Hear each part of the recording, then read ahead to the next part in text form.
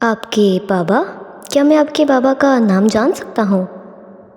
जी, मेरे बाबा का नाम असगर अली है। क्या? असगर अली? आप असगर अली की बेटी हैं? उसने कुछ हैरत से पूछा।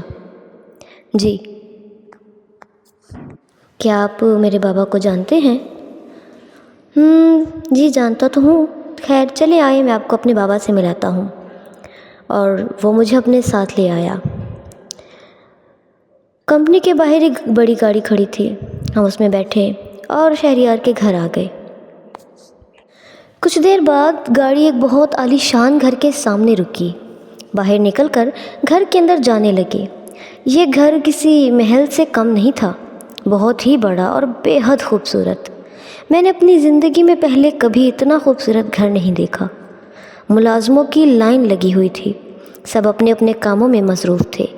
मैं शहरयार के हमरा चल रही थी।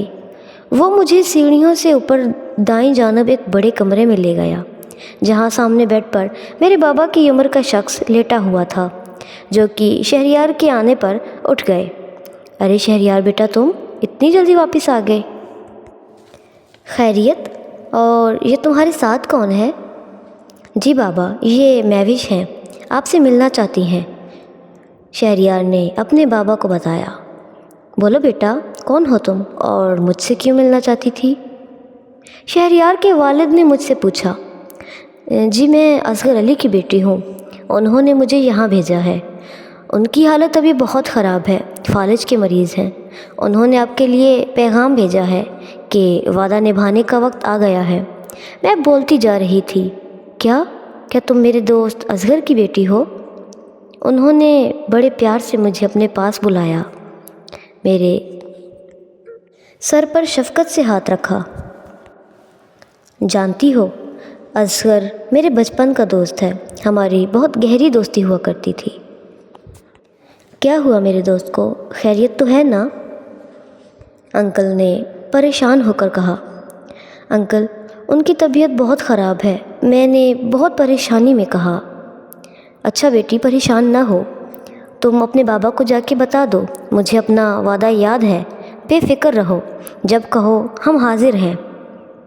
बहुत शुक्रिया अंकल, बाबा ये सुनकर बहुत खुश होंगे। मैं चलती हूँ, बाबा मेरा इंतज़ार कर रहे होंगे, मैंने उठते हुए कहा। अरे बेटा, अकेले ना जाओ, शहरयार छोड़ देगा। बेटा शहरयार, जाओ मैविश को उसके घर छोड़ कर आओ और मेरे दोस्त की इयादत भी करो और उसे मेरा पैगाम भी दे दो। अंकल ने शहरयार को हुक्म दिया। जी बाबा, जैसा आप कहें। ये कहकर शहरयार अपने बाबा से मिला और कमरे से निकल गया। उसके पीछे मैंने भी अंकल को सलाम किया और कमरे से चली गई। अपनी गाड़ी में शहरयार ने मुझे घर छोड़ा। सारे रास्ते उसने कोई बात नहीं की, बस मन ही मन खुद से मुस्कुराता रहा। घर के सामने गाड़ी रुकी। गाड़ी से निकलकर घर की तरफ बढ़ी। जैसे ही दरवाजे तक पहुंची, अंदर से आती आवाज़ों पे मेरी रूह लरज़ गई। मेरे दिल को एक खौफ ने घेर लिया। मैं वहीं जम गई, अंदर जाने की हिम्मत नहीं हो रही थी। शहरयार पास आया। क्या हुआ? शहरयार ने पूछा। अंदर से आती आवाज़ें सुनकर वो भी घबरा गया। किसी की चीख चीख कर रोने की आवाज़ आ रही थी। शहरयार ने दरवाज़ा खोला, हम अंदर गए। अंदर का मंजर देखकर मेरे पैरों तले से ज़मीन निकल गई, सर पर आसमान टूट पड़ा। सामने मेरे बाबा की मैयत पड़ी थी। मेरे भाई भाभियाँ, मोहल्ले के लोग चीख चीख कर रो रहे थे। मैं पत्थर की हो गई, जैसे जिस्म से जान निकल गई। किसी ने तब मोहल्ले एक आंटी मेरे पास आई, चीख कर रोते हुए मेरी बर्बादी के बारे में बताया। मुझे झंझोड़ झंझोड़ कर मेरे यतीम होने का पैगाम सुनाया। मैं बुत बनी खड़ी रही, इस आस में कि ये कोई बुरा ख्वाब है जो टूट जाएगा, लेकिन ये एक खौफनाक हकीकत थी जिसे हर हाल में तस्लीम करना था।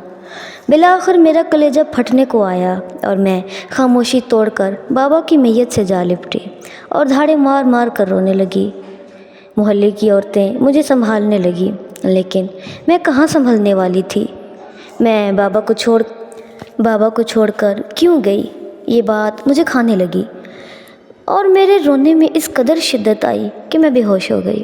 اگلے دن مجھے ہوش آیا تو میں نے خود کو بہت بڑے اور عالیشان کمرے میں پایا۔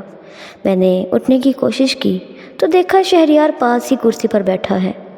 مجھے ہوش میں آتا دیکھ بہت خوش ہوا اور اٹھ کر بیٹھنے میں میری مدد کرنے لگا۔ میں نے پوچھا کیا ہوا تھا؟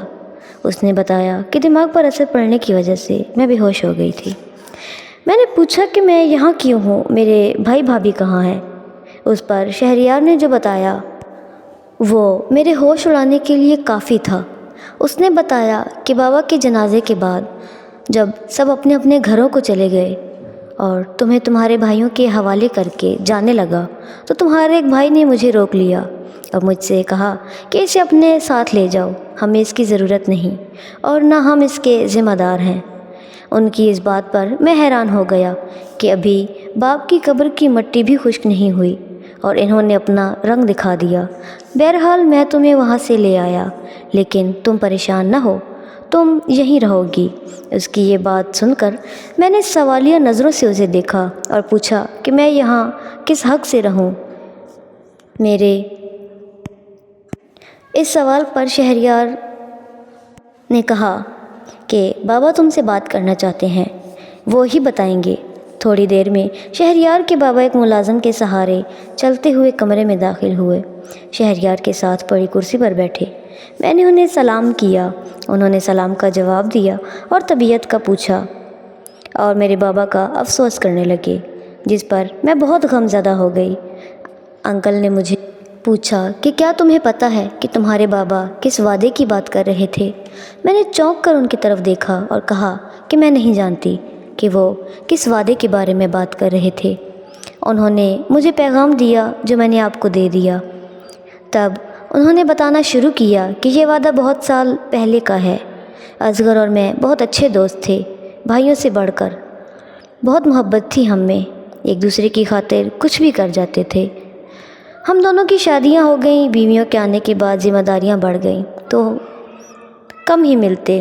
اللہ نے مجھے ایک بیٹے سے نوازا، 3 سال گزرے، اللہ نے ایک اور بیٹا عطا کیا۔ اس سے کچھ عرصے بعد اصغر کے گھر بیٹی کی پیدائش ہوئی۔ وہ بہت خوش تھا کیونکہ شادی کے کافی عرصے بعد اس کے ہاں اولاد ہوئی تھی اور وہ تم تھی۔ تم اصغر کی اکلوتی بیٹی ہو۔ جب تم 2 سال کی تھی تب